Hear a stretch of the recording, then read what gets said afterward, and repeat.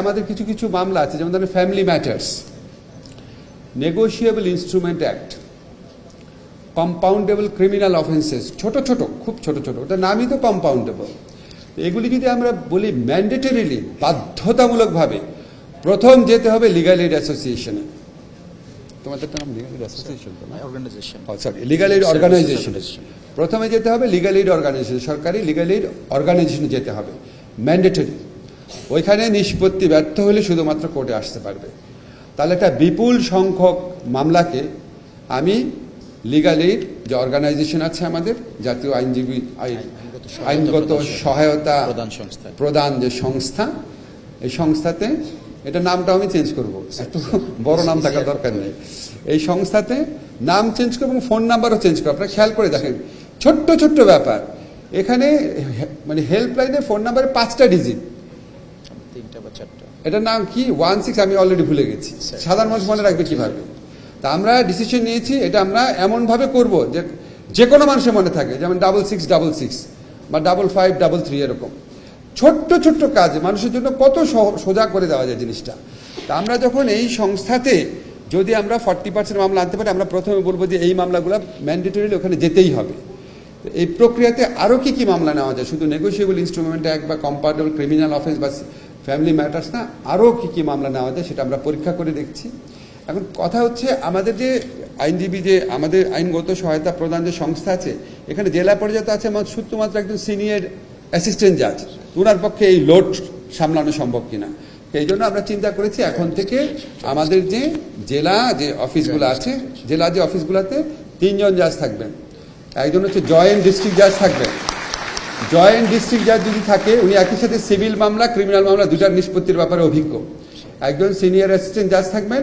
এবং আমরা একটা অভিনব ডিভাইস বের করেছি, আমাদের যারা রিটায়ার্ড ডিস্ট্রিক্ট অ্যান্ড সেশন জাজ আছে, আমাদের হিসাব মতে এখনো বেঁচে আছেন এরকম কয়েক হাজার রিটায়ার্ড ডিস্ট্রিক্ট অ্যান্ড সেশন জাজ আছে।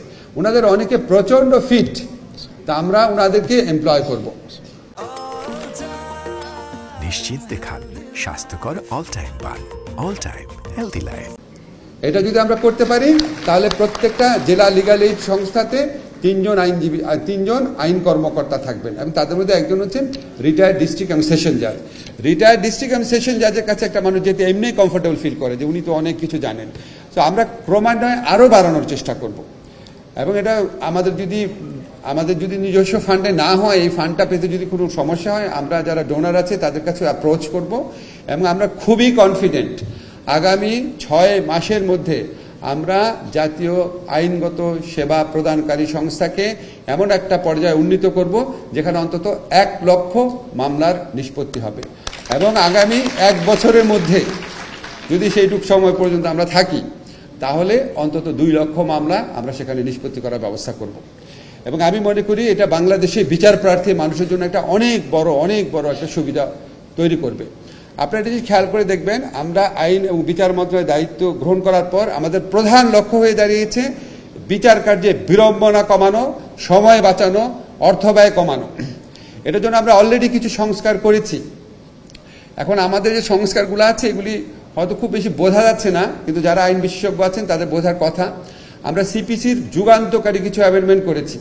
আপনারা জানেন, সিপিসিতে আগে প্লেইন্ট এবং রিটেন স্টেটমেন্ট, এটা আদালতে পড়তেই 10-12টা শুনানি লাগতো, মাঝে মাঝে 1-2 বছর চলে যেত। এখন আমরা বলেছি প্লেইন্ট আর রিটেন স্টেটমেন্ট আদালতে পড়তে হবে না, এফিডেভিটের মাধ্যমে জমা দিবে যেটা সেটাই, এটা নিয়ে কোনো শুনানি হবে না। আমরা এর আগে অ্যাডজর্নমেন্ট 6 বার নেওয়া যেত, আমরা বলেছি 4 বারের বেশি নেওয়া যাবে না। এর আগে মামলায় জেতার পরও এক্সিকিউশনের জন্য আলাদা মামলা করতে হতো, আমরা বলছি আলাদা মামলা লাগবে না, ওই মামলাতে এক্সিকিউশন হবে। এবং আমরা বলেছি যে প্রসেস সার্ভার যারা আছে, আপনারা জানেন সমন সার্ভ করতে যেত, এটা অনেক সময় লাগতো।